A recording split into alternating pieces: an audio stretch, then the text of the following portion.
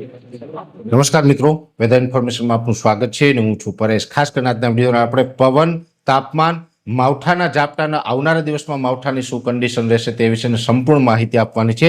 સૌપ્રથમ તો હું આપને એ જણાવી દઉં, ઘણા સમયથી જે આપણું એક અનુમાન હતું કે 19-20 તારીખ આસપાસ માવઠાના ઝાપટા વરસી શકે છે। એ જ મુજબના માવઠાના ઝાપટા અમુક જગ્યાએ થંડરસ્ટોર્મ એક્ટિવિટીમાં થોડોક વધારે પણ વરસાદ જોવા મળ્યો છે।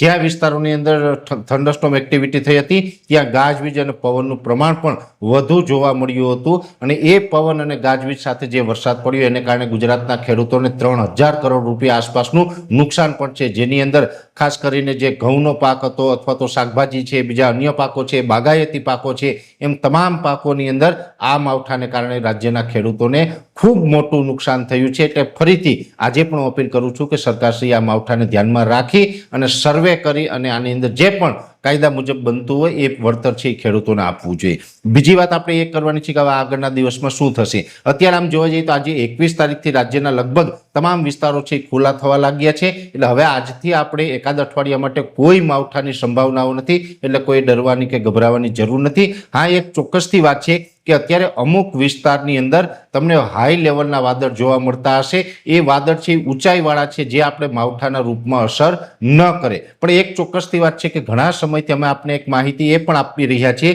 કે 28, 29 કે 30 તારીખ આસપાસ હવામાનમાં એક પલટો આવી શકે છે। જો કે એ સમયગાળા દરમિયાન એક વેસ્ટર્ન ડિસ્ટર્બન્સનો ટ્રફ છે એ પાકિસ્તાનના સિંધ પ્રાંત અને રાજસ્થાન ઉપર થઈ અને ઉત્તર પૂર્વ દિશામાં આગળ નીકળશે, એટલે ગુજરાતની ખૂબ નજીકથી પસાર થવાનો છે।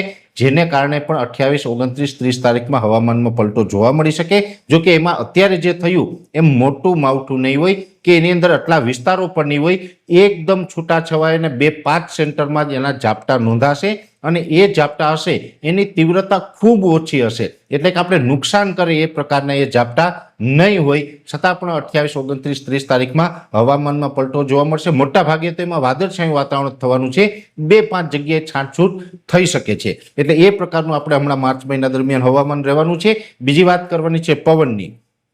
આમ જોવા જઈએ તો અત્યારે પવનની ઝડપ છે એ નોર્મલ નજીક આજથી પણ થઈ ચૂકી છે। એવરેજ અત્યારે 12 થી લઈને 14 કિલોમીટર પ્રતિ કલાકની ઝડપે પવન ચાલી રહ્યો છે અને આ જ મુજબનું 28 તારીખ સુધી નોર્મલ પવનની ઝડપ જોવા મળવાની છે। પવનની ઝડપમાં કોઈ વધારો નથી થવાનો।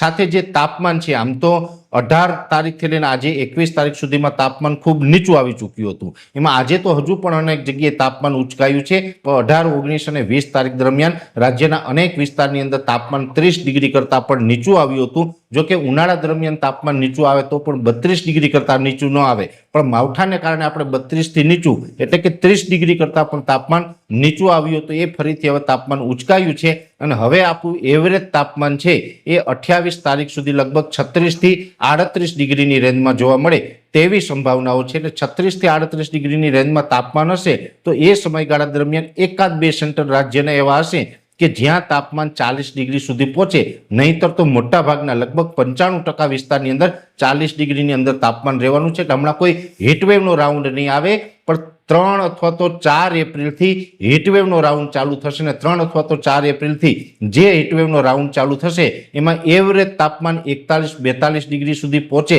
તેવી શક્યતાઓ છે ને અમુક વિસ્તારમાં 42 ડિગ્રીને પણ તાપમાન પાર કરે તેવી શક્યતાઓ છે। એટલે હવે આપણે 3-4 તારીખથી આપણે એક આકરા તાપ માટે, આકરી ગરમી માટે ને હીટવેવ માટે બધા મિત્રોએ તૈયાર રહેવાનું છે।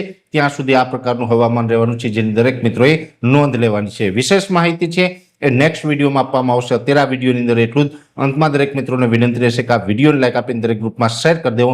જો તમે અમને યુટ્યુબ ઉપર જોઈ રહ્યા હોય તો ચેનલને સબસ્ક્રાઇબ કરજો અને ફેસબુક પેજને ફોલો કરજો। નમસ્કાર।